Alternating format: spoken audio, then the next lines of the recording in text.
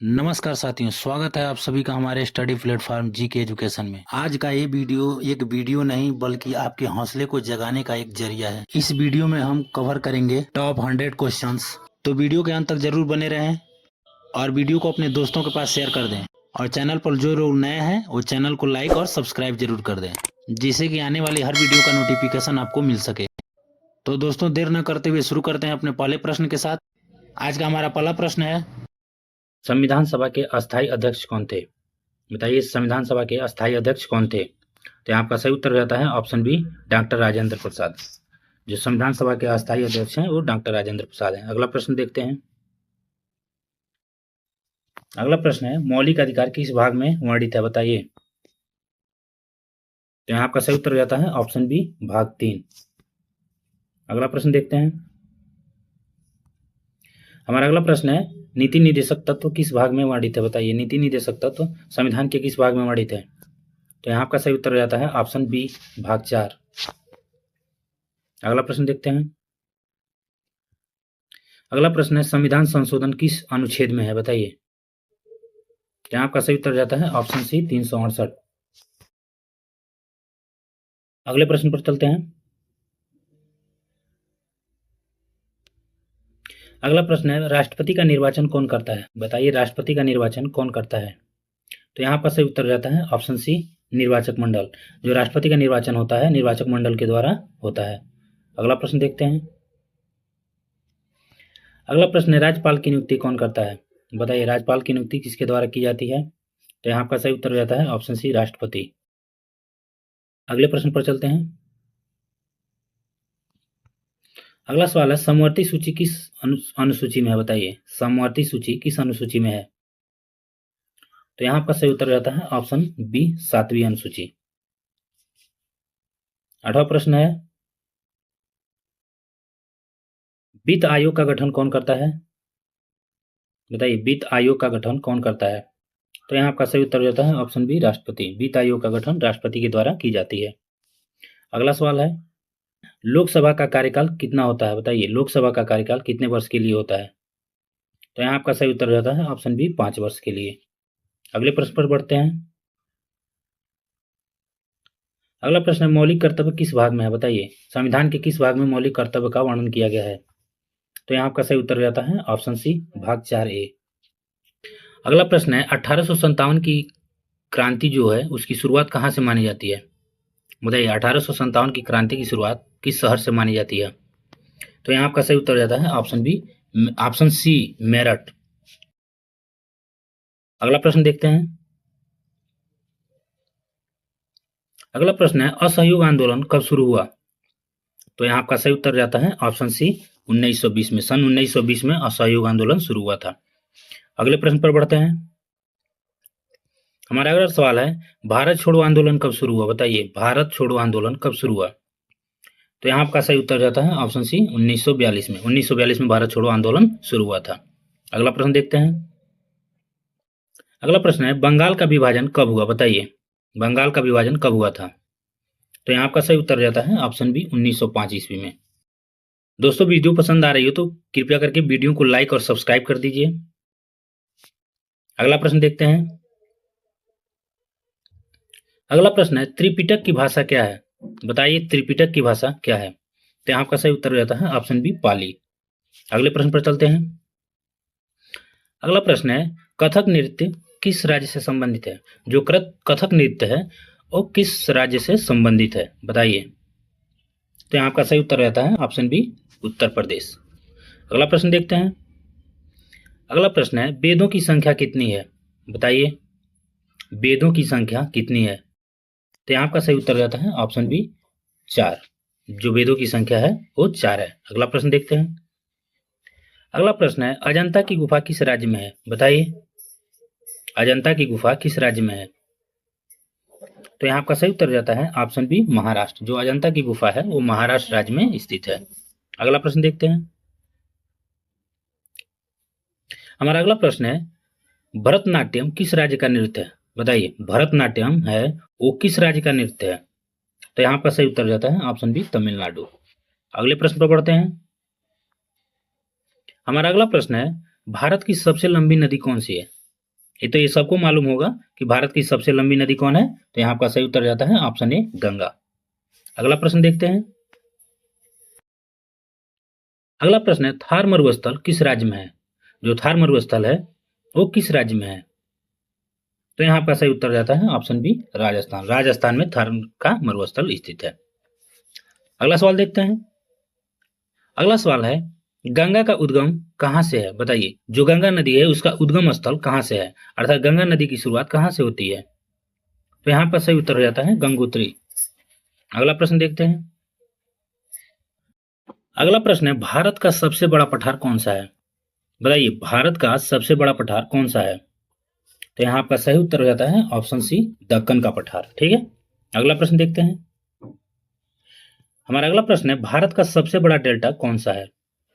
तो ये पिछले जो सीरीज कराए थे हमने उसमें ये बताया गया था इस प्रश्न को, तो इसका सही उत्तर हो जाता है ऑप्शन ए गंगा ब्रह्मपुत्र का डेल्टा भारत का सबसे बड़ा डेल्टा माना जाता है। अगला प्रश्न देखते हैं। अगला प्रश्न है उत्तर प्रदेश की राजधानी क्या है? तो ये सबको मालूम होगा, उत्तर प्रदेश की राजधानी क्या है? लखनऊ है। अगला प्रश्न देखते हैं। अगला प्रश्न है कुंभ मेला कहाँ लगता है? तो ये प्रश्न भी सबको मालूम होगा, तो इसका सही उत्तर हो जाता है ऑप्शन सी प्रयागराज। अगला प्रश्न देखते हैं।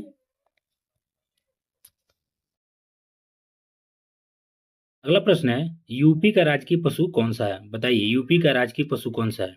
तो इसका सही उत्तर हो जाता है ऑप्शन बी बारहसिंगा। अगला सवाल देखते हैं। हमारा अगला सवाल है यूपी की सबसे लंबी नदी कौन सी है? बताइए, अभी आपने ऊपर पढ़ा वो भारत की सबसे लंबी नदी है जो कि गंगा है।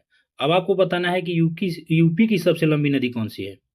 तो इसका भी सही उत्तर होगा गंगा। यूपी की सबसे लंबी नदी भी गंगा ही है। ठीक है, अगला प्रश्न। अगला प्रश्न है दुधवा राष्ट्रीय उद्यान कहाँ है? बताइए, जो दुधवा राष्ट्रीय उद्यान है वो कहाँ पे है? तो इसका सही उत्तर हो जाता है लखीमपुर। अगला प्रश्न देखते हैं। अगला प्रश्न है हरित क्रांति का जनक कौन है? बताइए, हरित क्रांति का जनक कौन है? तो इसका सही उत्तर हो जाता है ऑप्शन बी एम.एस. स्वामीनाथन। 32वां प्रश्न है भारत की मुख्य खरीफ फसल कौन सी है? भारत की मुख्य खरीफ फसल कौन सी है? तो इसका सही उत्तर हो जाता है ऑप्शन बी चावल। अगले सवाल पर चलते हैं। अगला सवाल है श्वेत क्रांति किससे संबंधित है? बताइए, श्वेत क्रांति किससे संबंधित है? तो इसका सही उत्तर हो जाता है ऑप्शन बी दूध। अगला सवाल देखते हैं। जीडीपी का पूर्ण रूप क्या है? बताइए, जीडीपी का पूरा नाम फुल फॉर्म क्या है? तो इसका सही उत्तर हो जाता है option A grass domestic product. अगला सवाल देखते हैं। अगला सवाल है आरबीआई की स्थापना कब हुई थी? बताइए, reserve bank of India RBI की स्थापना कब हुई थी? तो इसका सही उत्तर हो जाता है ऑप्शन सी 1935 में। अगले सवाल पर चलते हैं। अगला सवाल है ओजोन परत को सबसे अधिक नुकसान किससे होता है? बताइए, इसमें से कौन ऐसी गैस है जो ओजोन परत को सबसे अधिक नुकसान पहुंचाती है?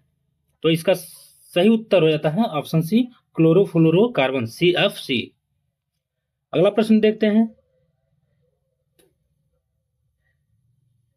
अगला प्रश्न है भूकंप मापने का यंत्र क्या है? बताइए, भूकंप किस यंत्र से मापा जाता है? तो इसका सही उत्तर हो जाता है ऑप्शन सी सीस्मोग्राफ। अगले सवाल पर चलते हैं। अगला सवाल है ग्रीन हाउस प्रभाव किससे बढ़ता है? बताइए, ग्रीन हाउस प्रभाव किससे बढ़ता है? तो इसका सही उत्तर हो जाता है ऑप्शन सी कार्बन डाइऑक्साइड। अगले सवाल पर चलते हैं।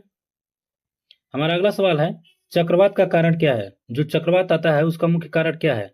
तो इसका सही उत्तर रहता है ऑप्शन बी वायु दाब अंतर। अगला प्रश्न देखते हैं। अगला प्रश्न है जैव विविधता दिवस कब मनाया जाता है? बताइए, जैव विविधता दिवस कब मनाया जाता है? तो आपका सही उत्तर रहता है ऑप्शन सी 22 मई। अगले प्रश्न पर चलते हैं। हमारा अगला सवाल है होमगार्ड की स्थापना कब हुई थी? बताइए, जो होमगार्ड है उसकी स्थापना कब हुई थी? तो इसका सही उत्तर रहता है ऑप्शन बी 1952 में। अगला प्रश्न देखते हैं। अगला प्रश्न है होमगार्ड किस मंत्रालय के अंतर्गत आता है? बताइए, होमगार्ड किस मंत्रालय के अंतर्गत आता है? तो इसका सही उत्तर हो जाता है गृह मंत्रालय। जो राज्य का गृह मंत्रालय है उसके अंतर्गत होमगार्ड आता है। ठीक है, अगला प्रश्न देखते हैं। अगला प्रश्न है एनडीएमए का अध्यक्ष कौन होता है? बताइए, एनडीएमए का अध्यक्ष कौन होता है? तो आपका सही उत्तर हो जाता है ऑप्शन सी प्रधानमंत्री। अगला प्रश्न है आपदा प्रबंधन अधिनियम कब लागू हुआ? बताइए आपदा प्रबंधन अधिनियम कब लागू हुआ? तो इसका सही उत्तर हो जाता है ऑप्शन बी 2005 में। हमारा अगला प्रश्न है नागरिक सुरक्षा किससे संबंधित है? बताइए नागरिक सुरक्षा किससे संबंधित है? तो यहाँ आपका सही उत्तर हो जाता है ऑप्शन बी आपदा प्रबंधन। जो नागरिक सुरक्षा है वो आपदा प्रबंधन से संबंधित है। अगला प्रश्न देखते हैं। अगला प्रश्न है रक्त का लाल रंग किसके कारण होता है? बताइए रक्त का लाल रंग किसके कारण होता है? तो यहाँ आपका सही उत्तर हो जाता है ऑप्शन बी हीमोग्लोबिन। अगला प्रश्न देखते हैं। अगला प्रश्न है सबसे हल्की गैस कौन सी है? बताइए सबसे हल्की गैस कौन सी है? तो यहाँ आपका सही उत्तर हो जाता है ऑप्शन सी हाइड्रोजन। अगला प्रश्न देखते हैं। अगला प्रश्न है मानव शरीर की सबसे बड़ी ग्रंथि कौन सी है? बताइए मानव शरीर की सबसे बड़ी ग्रंथि कौन सी है? तो यहाँ आपका सही उत्तर हो जाता है ऑप्शन बी यकृत। यकृत जो होता है मानव शरीर की सबसे बड़ी ग्रंथि होती है। अगला प्रश्न देखते हैं।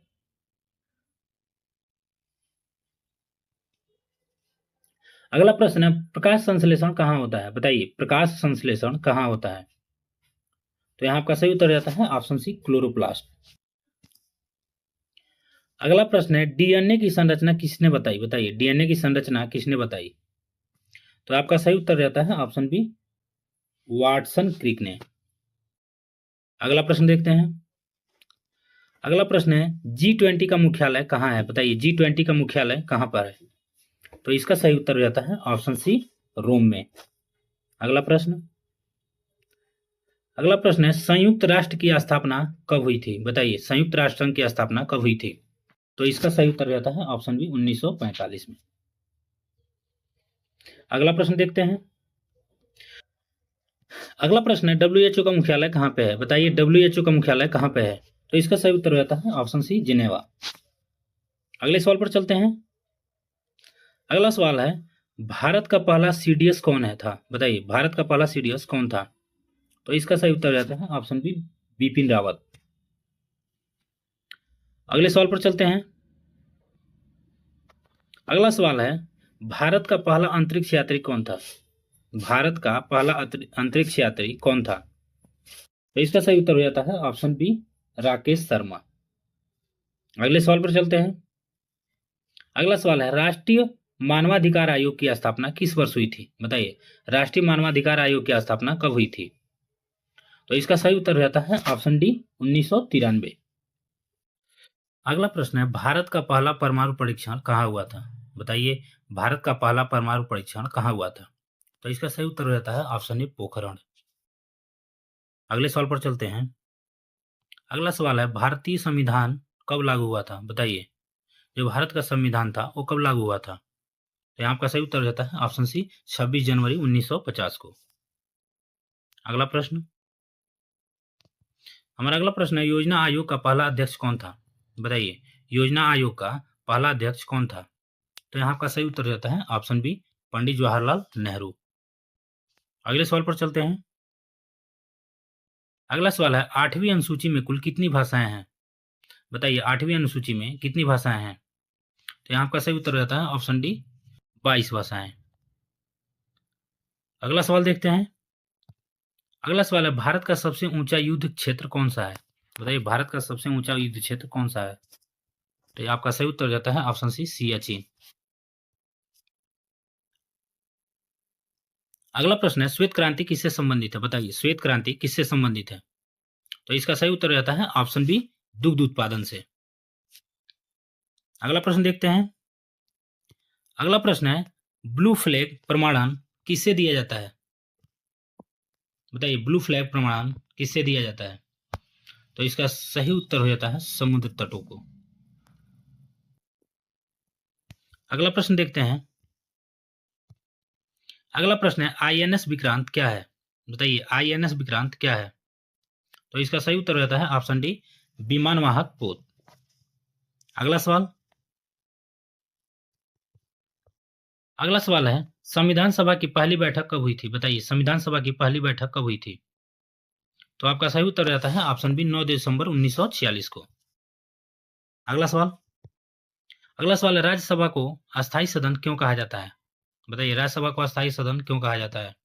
तो इसका सही उत्तर रहता है ऑप्शन बी कि यह कभी भंग नहीं होता है। अगला प्रश्न देखते हैं।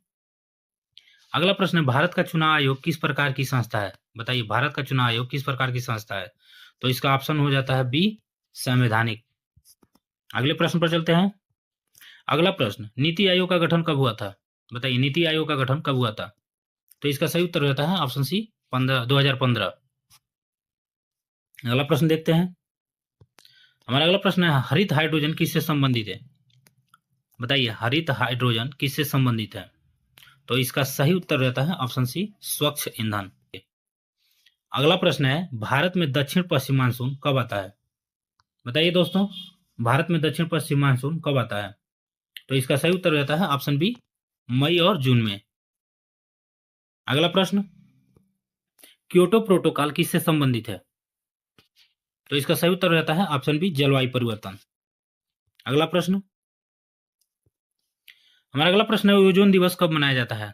बताइए ओजोन दिवस कब मनाया जाता है? तो इसका सही उत्तर रहता है ऑप्शन बी 16 सितंबर। अगला प्रश्न देखते हैं। हमारा अगला प्रश्न है महिला सशक्तिकरण मुख्यतः किससे जुड़ा विषय है? बताइए। तो इसका सही उत्तर रहता है ऑप्शन बी सामाजिक। अगला प्रश्न देखते हैं। अगला प्रश्न है पंचायती राज को संवैधानिक दर्जा किस संशोधन से मिला? तो ये जो पंचायती राज है उसको संवैधानिक दर्जा किस संशोधन में मिला? तो इसका सही उत्तर रहता है ऑप्शन सी 73वां संशोधन। अगला प्रश्न है नगर निकायों से संबंधित संशोधन कौन सा है?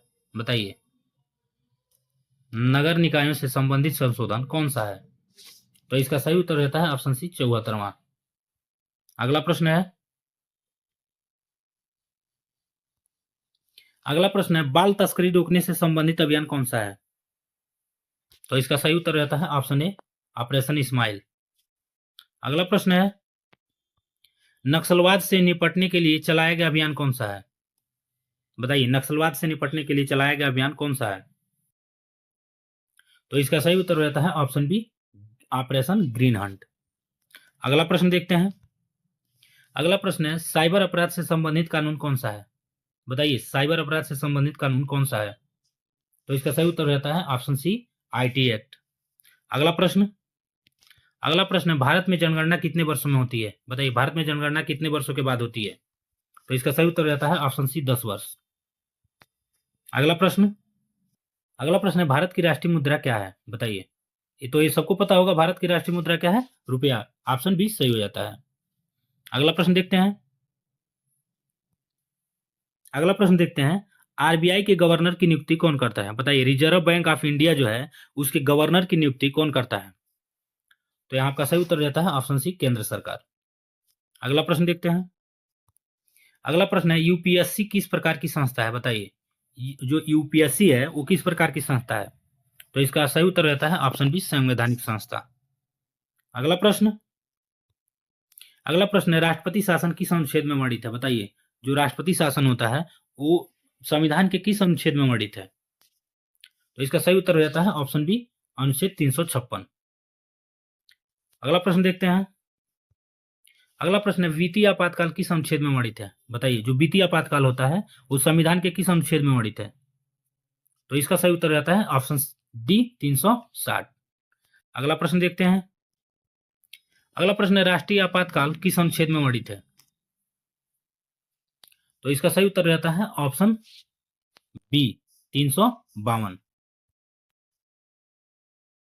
हमारा 86 नंबर का प्रश्न है नागरिकता से संबंधित प्रावधान किस भाग में है? बताइए जो नागरिकता से संबंधित प्रावधान है उस संविधान के किस भाग में वर्णित है? तो इसका सही उत्तर रहता है ऑप्शन बी भाग 2। अगले प्रश्न पर चलते हैं। हमारा अगला प्रश्न है समाजवादी शब्द संविधान में कब जोड़ा गया?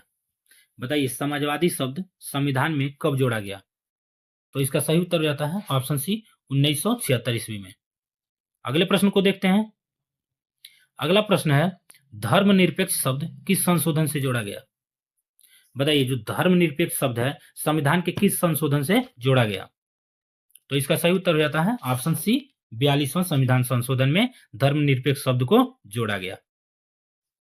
अगला प्रश्न, हमारा अगला प्रश्न है आपदा प्रबंधन से संबंधित शीर्ष संस्था कौन सी है? बताइए, आपदा प्रबंधन से संबंधित शीर्ष संस्था कौन सी है? तो इसका सही उत्तर हो जाता है ऑप्शन सी, एनडीएमए। अगला प्रश्न है होमगार्ड का मुख्य कार्य क्या है? बताइए, जो होमगार्ड होते हैं उनका मुख्य कार्य क्या है?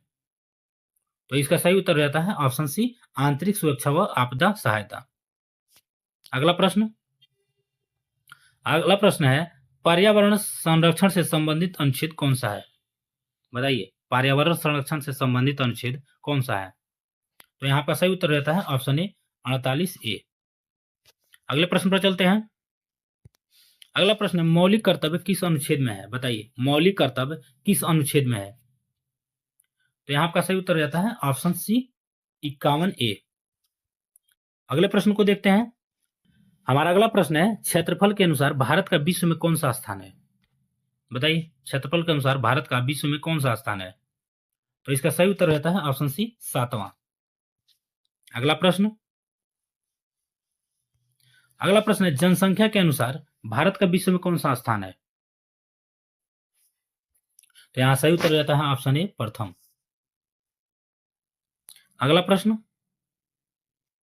हमारा अगला प्रश्न है आंतरिक सुरक्षा किस मंत्रालय के अंतर्गत आती है? बताइए साथियों, आंतरिक सुरक्षा किस मंत्रालय के अंतर्गत आती है? तो आपका सही उत्तर रहता है ऑप्शन बी, गृह मंत्रालय। अगला प्रश्न है राष्ट्रीय महिला आयोग की स्थापना कब हुई थी? बताइए, राष्ट्रीय महिला आयोग की स्थापना कब हुई थी? तो यहां आपका सही उत्तर रहता है ऑप्शन सी, 1992 में। अगले प्रश्न पर चलते हैं। हमारा अगला सवाल है बाल अधिकारों से संबंधित संयुक्त राष्ट्र की संस्था कौन सी है? बताइए, बाल अधिकारों से संबंधित संयुक्त राष्ट्र संघ की संस्था कौन सी है? तो इसका सही उत्तर रहता है ऑप्शन सी, यूनिसेफ। अगला प्रश्न है स्वच्छ भारत अभियान कब शुरू हुआ था? बताइए, स्वच्छ भारत अभियान कब शुरू हुआ था? तो आपका सही उत्तर रहता है ऑप्शन सी, 2014। अगला प्रश्न है हमारा डिजिटल इंडिया अभियान कब शुरू हुआ था? बताइए दोस्तों, डिजिटल इंडिया अभियान कब शुरू हुआ था? तो इसका सही उत्तर हो जाता है ऑप्शन बी, 2015। और आज का हमारा अंतिम सवाल है होमगार्ड किस प्रकार का बल है? बताइए साथियों, होमगार्ड किस प्रकार का बल है? यहां तक आपने अगर ये वीडियो देखा है, वीडियो आपको अच्छी लगी हो तो कमेंट करके बताइए कि आपने 100 प्रश्नों में से कितने प्रश्न सही किए, और जाते जाते चैनल को लाइक और सब्सक्राइब कर दीजिए। तो इसका सही उत्तर हो जाता है ऑप्शन सी, स्वयंसेवी नागरिक बल। तो दोस्तों जय हिंद, फिर मिलते हैं एक नए वीडियो के साथ, तब तक के लिए नमस्कार।